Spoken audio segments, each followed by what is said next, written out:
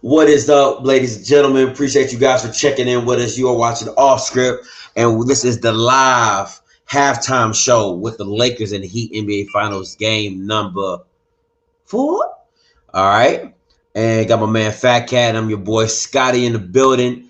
Real quick, I don't know if you'll be able to watch the game, just a few or how you. So, what's your thoughts?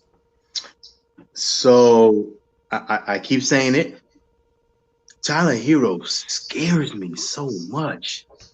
That's the first thing we'll start off with, man. That dude scares me so much because he got skills, but he just does not play within.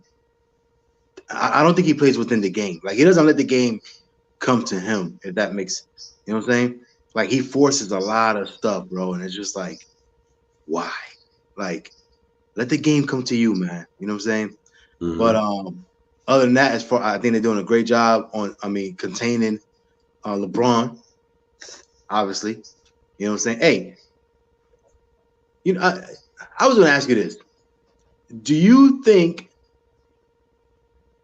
Pat Riley, and no disrespect to Eric Spoelstra, because we know he's doing work too, but we all know Pat Riley in there, like the Godfather, and interjecting his philosophies, right? Mm-hmm. Would you say Pat Riley is basketball's right now? Basketball's Bill Belichick.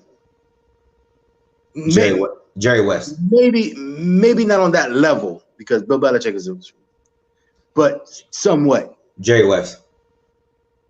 You would say Jerry West is? Yeah, because when we were with the Lakers, he's the one that told he's the one that told them to trade for Kobe. He made the dynasty. They brought him over as a consultant for the Warriors. He's the one that told them don't trade Clay for Kevin Love. They kept Clay. But that's putting pieces together. But I'm saying, as far as putting schemes together and, okay, this is what we're going to do to make sure we stop this guy or that guy. You know what I'm saying? Like Jerry, like that's a great manager. Like, okay, I'm going to make sure I put all you guys together, give you guys the best pieces, and then, you know what I'm saying, so you guys can figure it out. But but Bill Belichick, although he does that as well, but obviously on the field general as well, as far as I'm going to make sure I'm going to put together the right scheme to make sure we stop what they do best. So would you say in this, because this series is kind of showing that from last game and this game, that, and like I said, no disrespect to Eric Spoelstra, because we know he's the one actually on the floor, but we all know that Pat Riley is the one, bringing that stuff from the top down. You know what I'm saying? So is that a fair comparison? Like I said, maybe not to the level of Bill Belichick, but somewhat. I just think I would say no, but I see where you're going with it. I just think that they're very fluid. They're not scared to change. And a lot of coaches are scared of change. Like, they're like, hey, we do what we do and we do that very well. So we're going to figure out a way to do it regardless of what you're doing. You know what I'm saying? Like kind of like how the Cowboys were, hey, we're going to run this formation and we're going to run this and you got to stop it. But but I think to be open and be able to change and to have the fluidity to do zone, man, boxing 1, 2, 3, 3, 2, like you're not scared to do that. Whatever needs to happen happens. I think that's the best. Because they're damn near switching. At least when I actually started paying attention, like there was like every time down the floor there was in a different defense. You know what I'm saying? Like they're zoned this time down the floor. You don't want you can't let the offense get comfortable. That's just yeah. So anyway, so the last thing I'm gonna say, man. So and I'm gonna let you go because I know we just at halftime. But hey, man, bro, I know you're like, yeah, it doesn't really matter what Bam is in there or not, bro. But Bam is like the only one who be in there banging with these dudes. He's not even really compared to their bigs. He's not really even that big. But he's the only man. He be in there crashing boards, putting it back up, taking it, bro. Bam is that. He's a smaller Dwight, but obviously can, as far as energy wise, but he can also put it on the floor. He could, and I'm telling you, he could pull up with that 10-footer. You know what I'm saying? Right around that free throw line area. Yo, man, I think that's kind of what the difference is in this game. And the only reason why they're really down is because, again, these guys are wide open and they're just not. It is a make or miss league, and they're just not hitting them. But then Caruso's hitting. You know what I'm saying? Danny Green hit.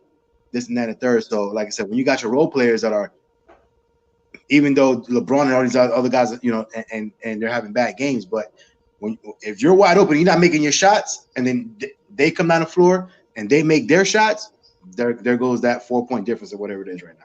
Anyway, that's all I got. I got 3 points, and this is like a throwaway. Watching the game, you can see it's a make or miss league. Like it's straight make or miss league. Like I mean, literally, like I mean, Tyler Herro's had like 2 open threes, he's missed them. Like, you know, or Duncan Robinson has had open threes and he's missed them, and they're shooters. So my first big point is LeBron James's body language has to change. It has to change. Like, you're a leader on the floor. You cannot. He is demoralizing his teammates by how his body language is every time he does a turnover.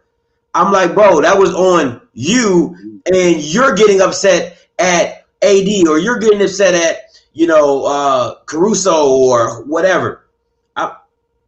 That kills me. The second thing is Rondo has to run the point. Rondo has to run the point. And it's what I said earlier. It's what I said in the pregame. I said they need to have LeBron more off the ball because they're so centered focused on stopping LeBron, and they're exposing LeBron hardcore because he's acting like Ben Simmons. He is refusing to shoot the ball. Like, straight up. I mean, like, he's coming down the court and Bam is at the free throw line. Just straight refusing to shoot the ball. And they're super duper exposing him because when you go in a zone on top of that, and you got guys who are dogs, not babies, you know what I'm saying? Like, they're willing to put their body on the line to stop you from getting to the paint. You got to take a jump shot every now and then, or get the ball out your hand and do what he's been doing, trying to seal. You see him like trying to post on the paint and seal, get easy buckets. That's what he should be doing most of the game because that's where you're trying to score anyway. That's where you're trying to be more effective anyway. And my last point is AD has to get off the 3-point line. I'm like, bro, you are camping. It's like the dudes on Call of Duty. I'm like, bro, you is straight camping out there. I'm like, I never seen a 6'11" dude just over in the corner. I'm here. Throw me the ball. Yo, hit me, bro. Hit me right here. Hit me right here, man. I'm like, bro, get your in the paint. Because to your point, because even as much as KD likes to shoot, KD would get on the block, bro. He'll get in that short corner, but he does that turnaround jumper, which is unstoppable because he's like KD gets on the block. He gets on the block. Period. Yeah. Bray Green 0611. Appreciate you shouting out. You're right, bro. LeBron's my favorite player, but he's really tripping tonight. He's absolutely tripping. And it's in every aspect. Like, his body language is bad. He won't shoot the ball.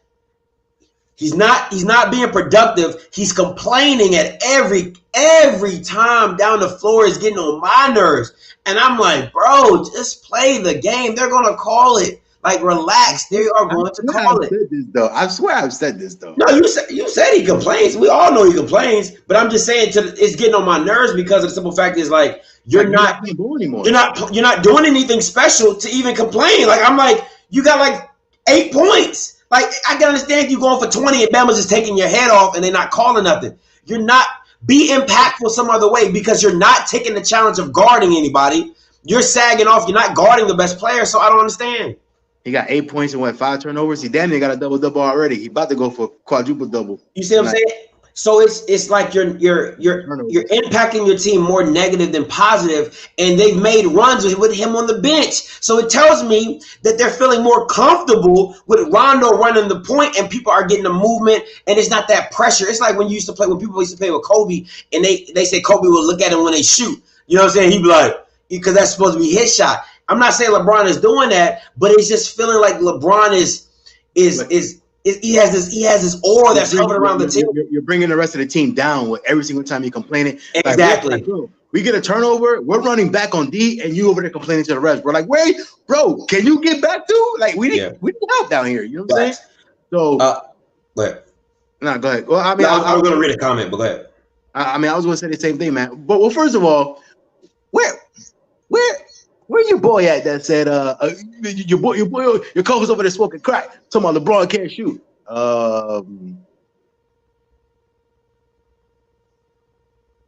I don't know if you watching the game tonight, but they show all let him shoot, and he ain't hitting.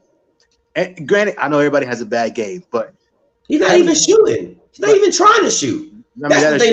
That's the thing because he don't want to. You know what I'm saying? Having a bad game is like if Steph Curry had 8 points right now, I'm just throwing it out there. Granted, obviously Steph Curry is an actual shooter. You know what I'm saying? LeBron, great player, but he's not actually. So I'm just saying. But if Steph Curry comes on the court, bro, if he has 8 points to half, they're not just going to say, "Hey, we're going to let him shoot." Nah, bro. They gonna D him up. You know what I'm saying? Damian Lillard come over the court, they gonna D him up. KD come over, he could have literally 2 points at half. They're not gonna be like, yo, we're not gonna guard him out there. We're gonna sag in the paint. Nah, you're gonna guard that dude. So if anybody, if you can't take a cue from anybody else, take a cue from the players, the other NBA players that he's playing with, that they're like, bro, we dare you to shoot. Go ahead. We dare you to shoot. We want you to shoot. Mm-hmm. I know one place you ain't gonna go though is in this paint. You know, but I mean, LeBron has to change his body language. At the end of the day, let me read this comment real quick. Bray Green says, and then he's scared to guard the paint against Bam. He's not putting fear in nobody's eyes on D. That's absolute. Bam pumped him on one putback. I mean, he just grabbed it. LeBron standing there looking at him, and Bam was like, flexed on him and everything. Like, you're that's the thing once again, that's why I freaking rock with Russell Westbrook. I will always rock with Russell Westbrook. I don't care if that boy is 0 for 20. He's going to impact the game in other ways than scoring. I do not care. He's going to give you energy. He's going to bring it.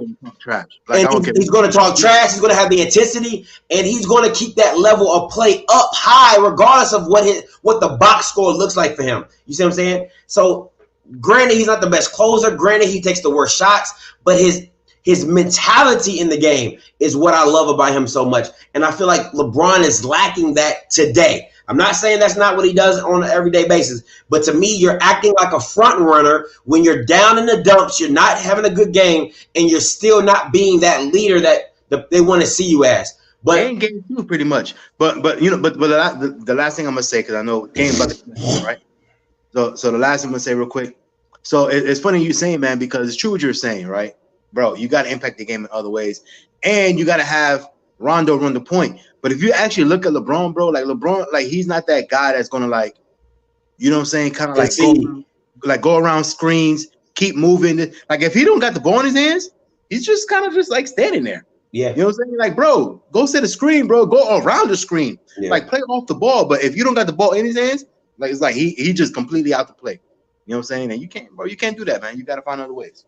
And that's the thing when I said LeBron's always been the system and he's never been in the system. He's always been the system. You see what I'm saying? So he's not used to that off ball, all that movement. But when you have Rondo, he has no choice because Rondo can run the point just like he can run the point. He might not be as physically gifted as LeBron, but savvy, smart. I'm proven. I'm a champion. You know what I'm saying? Like, come on. You can get the ball to people.